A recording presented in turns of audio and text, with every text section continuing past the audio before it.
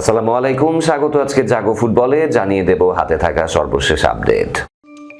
বার্সেলোনার বিপক্ষে গোল, অ্যাসিস্টে বিশ্বকাপের বছর শুরু করলেন মেসি। ইনজুরি থেকে কবে ফিরবেন হামজা? ধারে গিয়ে বাজিমাত, ব্রাজিল দলে ফিরছেন এনড্রিক। লিসান্দ্রোকে দলে ফেরাতে নীরব আশাবাদ বার্সেলোনার। শিরোনাম শুনছিলেন, এবার পুরো খবর। প্রথমে নিজে গোল করলেন, এরপর আরেকজনের গোলে সহায়তা করলেন, এমনই চেনা ছন্দে মাঠে পাওয়া গেল লিওনেল মেসিকে। তবে প্রাক মৌসুমে ম্যাচের শেষ দিকে লাল কার্ড আর গোল হজমে জয় হাতছাড়া হয় ইন্টার মায়ামির। আজ ভোরে প্রস্তুতি ম্যাচে ইকুয়েডরের ক্লাব বার্সেলোনা এসসির সাথে 2-2 গোলে ড্র করেছে ইন্টার মায়ামি। দলের হয়ে একটি গোল করার পাশাপাশি একটি গোলে সহায়তা করেছেন মেসি। অন্য গোলটি করেন নতুন যোগ দেয়া গেরমান বেরতেরামে। এস্তাদিও মনুমেন্টালে ম্যাচের 31 মিনিটে গোল করে দলকে এগিয়ে দেন মেসি। মাঝমাঠ থেকে একাই বল নিয়ে উপরে ওঠেন তিনি। এরপর বক্সের সামনে প্রতিপক্ষের 2 ডিফেন্ডারকে কাটিয়ে বাপায়ের জোরালো শটে জাল কাপান আর্জেন্টাইন তারকা। চলতি বছরে এটি তার প্রথম গোল। 41 মিনিটে জোয়াও রোহাসের গোলে সমতায় ফেরায় স্বাগতিক বার্সেলোনা। তবে প্রথমার্ধে যোগ করার সময় 3য় মিনিটে আবারও এগিয়ে যায় মায়ামি। ডান প্রান্ত থেকে মেসির নিখুঁত ক্রসে সহজেই গোল করেন বেরতেরামে। দ্বিতীয়ার্ধে 1 ঘন্টা পার হওয়ার পর মেসিকে তুলে নেন কোচ হাবিয়ার মাসচেরানো। ম্যাচে তখনও নিয়ন্ত্রণে ছিল সফরকারীরা, কিন্তু শেষ মুহূর্তে ছন্দপতন। 27 মিনিটে বদলি নামা ডেভিড আয়ালা লাল কার্ড দেখলে 10 জনের দলে পরিণত হয় মায়ামি। সেই সুযোগে কয়েক মিনিটের মধ্যেই কাছ থেকে গোল করে ম্যাচে সমতা ফেরান থমাস মার্টিনেজ।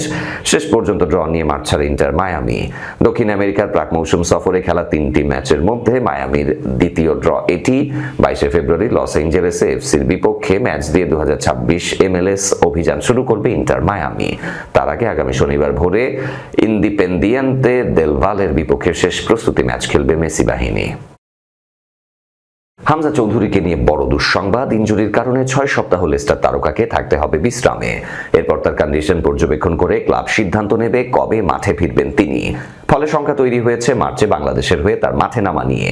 এদিকে সিঙ্গাপুরের বিপক্ষে ম্যাচে সুইডেন প্রবাসী ম্যাক্স রহমান ও নেদারল্যান্ডস প্রবাসী নিলয় ভ্যান ডার প্লয়েককে খেলাতে যাবতীয় কাজ গুছিয়ে এনেছে বাফুফে। হামজা চৌধুরীকে নিয়ে সামাজিক মাধ্যমে চলছে গুজব।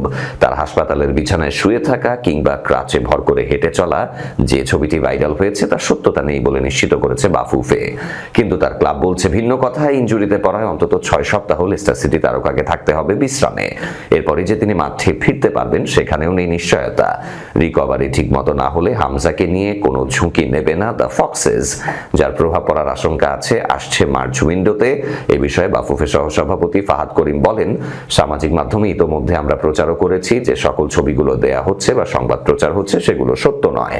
অফিস থেকে যোগাযোগ করা হয়েছে ওনার সঙ্গে, এটা সত্য উনি চোট পেয়েছেন এবং আমাদের যে তথ্য দেয়া হয়েছে তাতে ওনাকে 6 সপ্তাহের বিশ্রাম দেয়া হয়েছে। 3 বা 4 সপ্তাহ পর আরেকটি পরীক্ষার মাধ্যমে জানা যাবে তিনি কত তাড়াতাড়ি অনুশীলনে ফিরতে পারবেন। আসছে ফিফা উইন্ডোতে আরো 2 জন প্রবাসী ফুটবলারের অভিষেক হতে যাচ্ছে জাতীয় দলের জার্সিতে। সুইডেন প্রবাসী ম্যাক্স রহমান ও নেদারল্যান্ডস প্রবাসী নিলয় ভ্যান ডার প্লয়েককে জুন উইন্ডোতে টার্গেট করে কাজ করলেও তাদের মার্চেই খেলাতে চায় ফেডারেশন। ফাহাদ করিম বলেছেন, 2 জন খেলোয়াড়কে নিয়ে জাতীয় দলের জন্য আমরা চেষ্টা করছি। দেখা যাক, ইনশাআল্লাহ আমরা খুবই কঠোর পরিশ্রম করছি। আমাদের টিম একদম ভালোভাবে কাজ করছে, ভালোভাবে ফলো আপ করছে। আমরা তাদের পেতে আশাবাদী, কিন্তু সেটা মার্চ হবে কিনা বলতে পারছি না।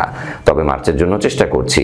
হামজাকে নিয়ে ধোঁয়াশা থাকলেও কোনো শঙ্কা নেই সমিত সোমকে ঘিরে শতভাগ ফিট আছেন এই মিডফিল্ডার। এছাড়াও কার্ড নিষেধাজ্ঞা উঠে যাওয়ায় দলের সাথে যোগ দেবেন ফাহমেদুল ইসলাম। বাফুফের সহসভাপতি বলেন, সমিত সোমের সাথে আমার ব্যক্তিগতভাবে যোগাযোগ হয়, ফাহমেদুলের সাথে খুব একটা যোগাযোগ হয় না, কিন্তু আমাদের ম্যানেজমেন্ট থেকে নিয়মিত যোগাযোগ আছে। আমি বিশ্বাস করি ওনারা সবাই ভালো অবস্থানেই আছেন। ইনশাআল্লাহ তাদেরকে আমরা ক্যাম্পে দেখব। আমাদের কানে কোনো সংবাদ আসেনি তাদের চোট নিয়ে। আমরা হামজা চৌধুরীকে নিয়েও আশা করব। দেখা যাক 3-4 সপ্তাহ পর কি হয়। মার্চ উইন্ডোতে সিঙ্গাপুরের বিপক্ষে মাঠে নামার আগে ভিয়েতনামের বিপক্ষে প্রস্তুতি ম্যাচ খেলবে বাংলাদেশ, কিন্তু সেই ক্যাম্প কোথায় হবে তা এখনো নিশ্চিত করেনি বাফুফে। ফরাসি দৈনিকের প্রতিবেদন, অলিম্পিক লিওতে দুর্দান্ত শুরু করা এনরিক ফিলিপে এবার জাতীয় দলে ডাক পেতে যাচ্ছেন। গত বছরের মার্চে আর্জেন্টিনার বিপক্ষে সর্বশেষ ব্রাজিল দলের হয়ে মাঠে নেমেছিলেন এনরিক। সেই ম্যাচে ব্রাজিল 4-1 ব্যবধানে পরাজিত হয়েছিল। এরপর চোট এবং ক্লাবে পর্যাপ্ত খেলার সুযোগ না পাওয়ায় দল থেকে বাদ পড়েন এনরিক। গত বছরের শেষ দিকে এই ব্রাজিলিয়ান তরুণকে ধারে অলিম্পিক লিওতে পাঠায় রিয়াল।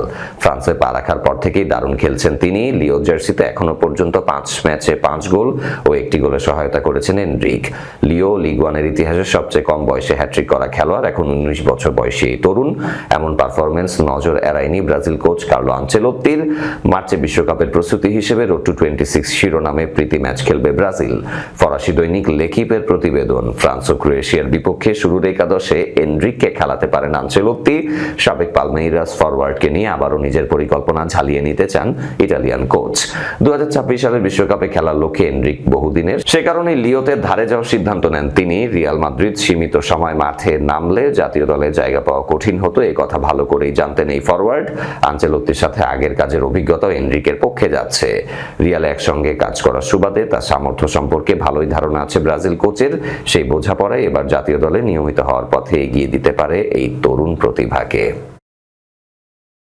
চলতি মৌসুমে দারুণ ছন্দে রয়েছে বার্সেলোনা, তবে রক্ষণের দুর্বলতা এখনো কাটিয়ে উঠতে পারেনি দলটি। নিজেদের পছন্দসই কোনো সাইনিং নেই। এর মধ্যে আলোচনা আগামী গ্রীষ্মের দলবদলে ম্যানচেস্টার ইউনাইটেডের ডিফেন্ডার লিসান্দ্রো মার্টিনেজকে দলে টানতে নীরবে আশাবাদী বার্সা। ব্রিটিশ সংবাদ মাধ্যম কট অফসাইডের প্রতিবেদন, নিজেদের রক্ষণভাগ শক্তিশালী করতে একজন সেন্টার ব্যাক খুঁজছে বার্সেলোনা। লিসান্দ্রোকে সম্ভাব্য বিকল্প হিসেবে দেখছে লা লিগার বর্তমান চ্যাম্পিয়নরা। প্রতিবেদনে আরো বলা হয়েছে, 2022 বিশ্বকাপ জয়ী ডিফেন্ডারকে গ্রীষ্মকালীন দলবদলে দলে ফেরাতে বার্সেলোনা আত্মবিশ্বাসী। যদিও ম্যানচেস্টার ইউনাইটেডের অবস্থান স্পষ্ট। আর্জেন্টিনার 28 বছর বয়সী লিসান্দ্রো বিক্রির জন্য নন। তারপর ইংলিশ ক্লাবটি তার জন্য 55 মিলিয়ন ইউরোর মূল্য নির্ধারণ করে রেখেছে। উপযুক্ত প্রস্তাব এলে আলোচনা হতে পারে, এমন ইঙ্গিতও মিলেছে। 2022 সালের জুলাইতে আয়াক্স থেকে 55 মিলিয়ন ইউরো ট্রান্সফার ফিতে ম্যানচেস্টার ইউনাইটেডে যোগ দেন লিসান্দ্রো। আর্জেন্টিনার নিউ ওয়েলস ওল্ড বয়েজের একাডেমিতে গড়ে ওঠা এই ডিফেন্ডার ইউরোপে নিজের নাম পরিচিত করেন আয়াক্সে খেলার সময়। ওল্ড ট্র্যাফোর্ডে যোগ দেওয়ার পর গত 3.5 বছরে তার সময়টা ছিল ওঠানামাতে ভরা। চোট সমস্যায় ভুগলেও মাঠে নামলে লিসান্দ্রো সাধারণত নির্ভরযোগ্য পারফরমেন্স দিয়েছেন। এ পর্যন্ত ইউনাইটেডের জার্সিতে শতাধিক ম্যাচও খেলেছেন তিনি। ডিফেন্ডার হয়েও করেছেন 3টি গোল ও 3টি অ্যাসিস্ট। তবে চুক্তির মেয়াদ শেষের পথে চলে আসায় তার ভবিষ্যৎ নিয়ে অনিশ্চয়তা তৈরি হয়েছে। বর্তমান চুক্তির আর 18 মাস বাকি থাকায় ইউরোপের কয়েকটি বড় ক্লাব, যার মধ্যে বার্সেলোনাও আছে, পরিস্থিতির দিকে নজর রাখছে। বার্সেলোনার রক্ষণভাগে পরিবর্তনের আভাস মিলেছে বেশ কিছুদিন ধরেই। আন্দ্রেয়াস ক্রিস্টেনসেনের ভবিষ্যৎ অনিশ্চিত। রোনাল্ডো আরাহোর পারফরমেন্স সাম্প্রতিক মৌসুমগুলোতে ধারাবাহিক ছিল না। নতুন সেন্টার ব্যাক দলে ফেরানো বার্সেলোনার অগ্রাধিকারে আছে। ক্লাবটির নতুন কোচ হ্যান্সি ফ্লিক একজনকে বাঁ পায়ের সেন্টার ব্যাক খুঁজছেন, যিনি রক্ষণ সামলানোর পাশাপাশি বল বিল্ড আপেও কার্যকর হবেন। এই দিক থেকে লিসান্দ্রোকে আদর্শ প্রোফাইল হিসেবে দেখছে বার্সেলোনা। তবে শেষ পর্যন্ত সবকিছু নির্ভর করছে অর্থনৈতিক সমীকরণের উপর। ইউনাইটেডের দাবি, যদি 55 মিলিয়ন ইউরোর দাবিতে অনড় থাকে, তাহলে বার্সেলোনা সেই অঙ্ক পরিশোধে রাজি হয় কিনা সেটি এখন দেখার বিষয়। এরই সাথে শেষ করব এখনকার জাগো ফুটবল। তার আগে শিরোনামগুলো আরো একবার। বার্সেলোনার বিপক্ষে গোল, অ্যাসিস্টে বিশ্বকাপের বছর শুরু করলেন মেসি। ইনজুরি থেকে কবে ফিরবেন হামজা? ধারে গিয়ে বাজিমাত, ব্রাজিল দলে ফিরছেন এনরিক। লিসান্দ্রোকে দলে ফেরাতে নীরব আশাবাদ বার্সেলোনার। এই ছিল আজকের জাগো ফুটবলে। ধন্যবাদ সাথে থাকার জন্য। আল্লাহ হাফেজ।